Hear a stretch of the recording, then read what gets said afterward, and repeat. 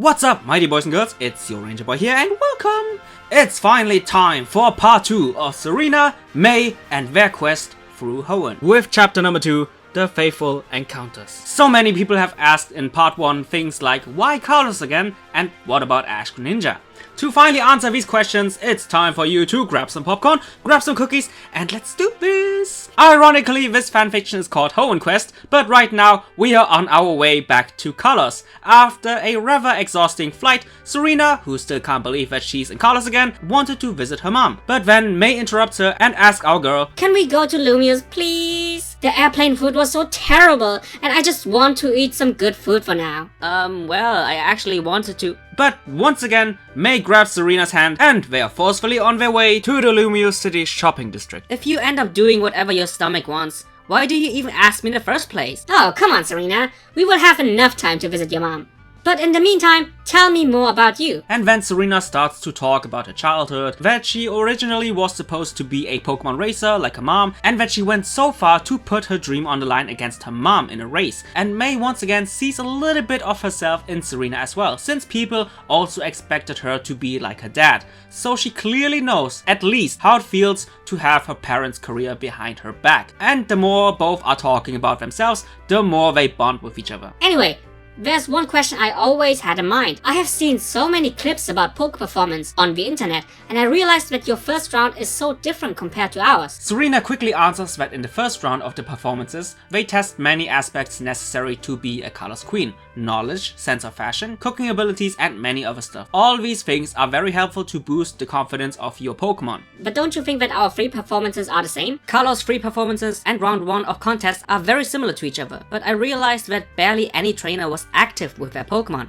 but instead just assisted them. Within the Carlos performance, every trainer has to coordinate not only their mind, but also their body with their Pokemon, which of course means we have to be physically fit as well. Sadly, that means of course that injuries are more likely to happen. Wow, I really underestimated Pokemon performances. A lot of people do. Most people think that the only thing we have to do is to look good, but there's way more than just that.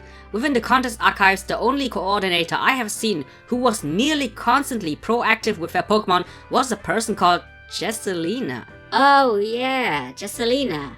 She was special. I know what you mean. She reminded me of another rival of mine called Jessely. She had this arrogant vibe, but she was really talented. Finally arriving in Lumio City, May wasted no second whatsoever, so unfortunately Serena was forced to go shopping with her, while also spending a lot of money on food. May, please, slow down. This is the first time in Kalos. Let me just enjoy this. You know you shouldn't talk while eating. Oh, sorry, Serena. By the way, I will head back to my mom for a few hours, but I just arranged a meeting with another person I want you to meet. So please, do not embarrass me, okay? Who do you think you're talking to? I'm still the delicate queen of Hoenn. I know how to behave according to the situation. Just go, and no need to worry. Why do I have this feeling that I have to worry even more? So our upcoming Queen of Kalos is on her way to Vanderbilt Town, and after a few hours have passed, Serena's replacement has appeared. Without even disagreeing, May tags along with her mysterious new companion, who turns out to be Aria, the current holder of the Kalos Queen title. And soon, May feels a little bit embarrassed since she was shoving food into her mouth like a Snorlax who was starving for several days while Aria was watching. Oops. Sorry for that rather not so majestic sight. No need to worry, Serena warned me about you lacking the attitude of a queen. Sorry about that. I just recently achieved that title, so there's still a lot which I have to learn. Wait, what is that? That's for taking notes, so please pay attention. 6.5 hours later. So Aria starting to lecture May about several responsibilities as a queen, like behavior, media presence, tone of language. Clearly, May is really overwhelmed while consuming all these rules, but then she starts to question Aria's way with the following. I think your way sucks. Excuse me? I'm really sorry for the bad language. What I meant to say is that your way is just not mine. What do you mean? I understand that being a queen means to be a role model for your region, and therefore you have to behave in a certain way during interviews and public events. But at the same time, I want to be myself as well. I love traveling, eating, and discovering new things. I never would allow my title as queen to restrict my freedom like that. I mean, come on, you were only able to meet me while disguising yourself. But there's no other way to have free time without fans or the media interrupting it. Yes, that surely is a problem I encountered as well. But if your fans really love you that much, then they should respect you as a person as well, and not only as a queen. And every person needs some free time. I never thought about that. Also, it seems to me that you are quite happy living within the Kalos region. But have you never thought about reaching those people outside of the borders? I might be the Hoenn queen, but I'm also known in Sinnoh, Kanto and Johto, and I also want to be famous in Unova, Kalos and other regions. I really appreciated your lecture about being a queen, Arya, and it also made me realize that sometimes I have to put responsibilities over my personal desires. But I could never imagine being stuck in one region like you. And with all due respect, this is not Mei talking to Arya. This is the Hoenn Queen talking to the Kalos Queen. If you won't expand your horizon, I will surpass you. And to be honest, Serena already has surpassed you. Just a friendly warning, Kalos Queen. Now please excuse me, I must continue my quest for delicious food. Mei, please wait. Well, that's what I call a verbal beatdown. Really sorry, Arya, but our clumsy queen has a point. Anyway, sorry for explaining Mei's principles in such detail, but a lot of you guys in my comment section were really worried about Mei because we all know that she loves traveling and being stuck in one region because of a title is totally not like her. And with that Mei segment, I wanted to tell you guys that Mei hasn't changed at all in regards of that, and that a puny little title will not change one of her main reasons why she started her journey in the first place. So with that out of the way, let's concentrate on the other thing you guys were worried about. What about Ash Greninja? To solve that, let's put our focus back to our other protagonist, Serena.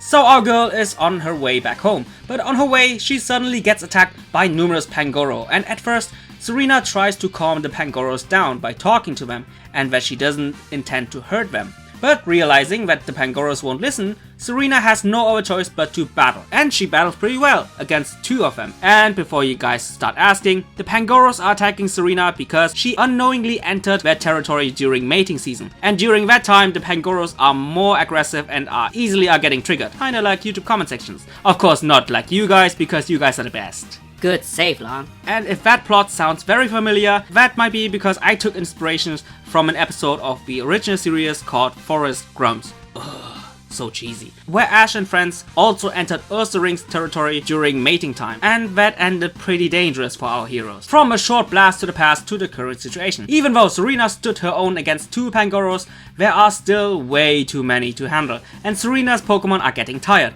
Everything seems hopeless, but then...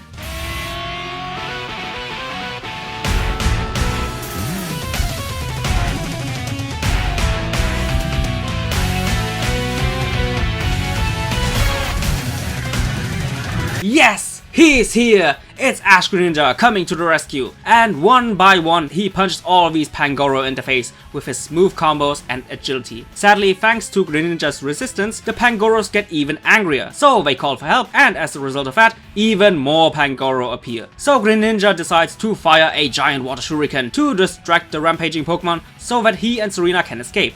But then, Ash Greninja suddenly loses all its powers and turns back to normal Greninja. Oh god, what happened?